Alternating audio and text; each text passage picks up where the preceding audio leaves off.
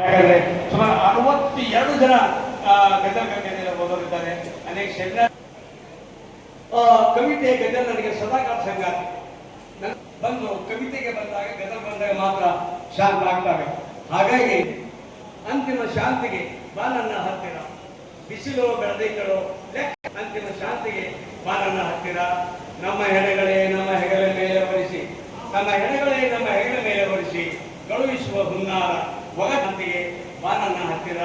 ಶಂಭೂಕ ಏಕಲವ್ಯರು ಪ್ರಶ್ನೆ ಕೇಳುವ ಸಿದ್ಧತೆಯಲ್ಲಿ, ಶಂಭೂಕ ಏಕಲವ್ಯರು ಪ್ರಶ್ನೆಗಳು ಕೇಳುವ ಸಿದ್ಧತೆಯಲ್ಲಿದ್ದಾರೆ. ಎತ್ತರ ನಿನ್ನಲ್ಲಿ ಪ್ರಶ್ನೆಗಳು ನನ್ನ ಹತ್ತಿರ ಬಾ ನನ್ನ ಹತ್ತಿರ.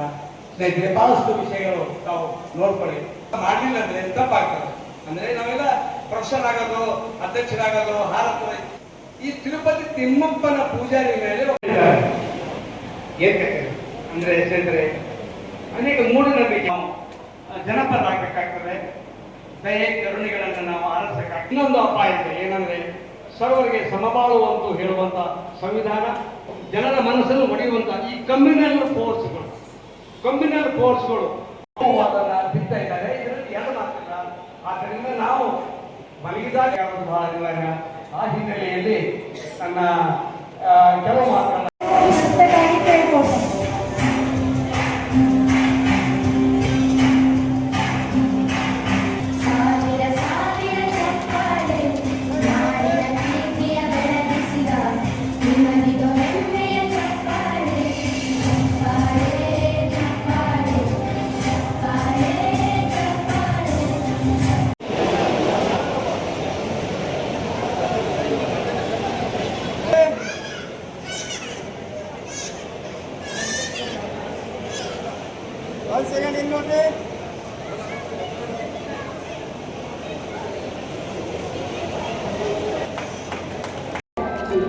ಎರಡನೇ ಕಾರ್ಯಕ್ರಮ ಈ ಬೀದರ್ನಲ್ಲಿ.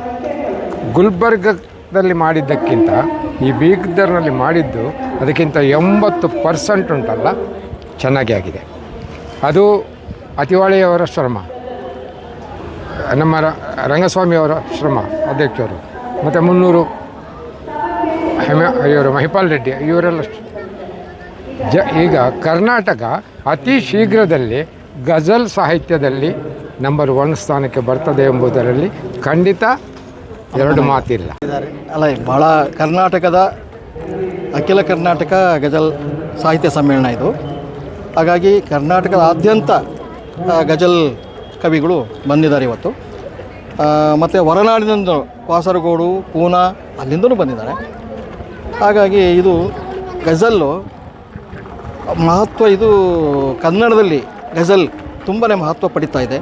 ಕಡಿಬೇಕು, ಇದು ಬೆಳಿಬೇಕು. ಗಜಲ್ಕಾರರಿಗೂ ಒಂದು ಕ್ರಿಯೇಟಿವಿಟಿ ಬೆಳಿಬೇಕು. ಆ ನಿಟ್ಟಿನಲ್ಲಿ ಗಜಲ್ ಅಕಾಡೆಮಿ ಕೆಲಸ ಮಾಡ್ತಾಯಿದೆ, ಮಾಡುತ್ತೆ ಇನ್ನು ಮುಂದಕ್ಕೂ. ಮತ್ತು ಪ್ರತಿ ವರ್ಷವೂ ಈ ಸಮ್ಮೇಳನಗಳನ್ನ ಆಯೋಜಿಸುತ್ತೆ.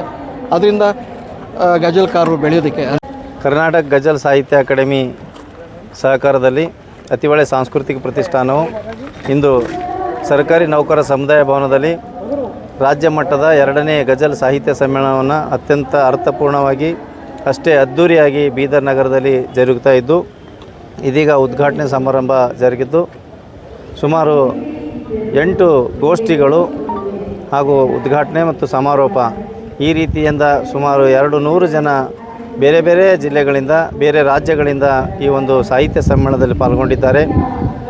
ಮಹತ್ವದ ವಿಷಯ ಏನಂದರೆ, ಕನ್ನಡ ಸಾಹಿತ್ಯದ ಒಂದು ಭಾಗವಾಗಿ ಇವತ್ತು ಗಜಲ್ ಸಾಹಿತ್ಯ ಬೆಳಿಬೇಕಾಗಿದೆ.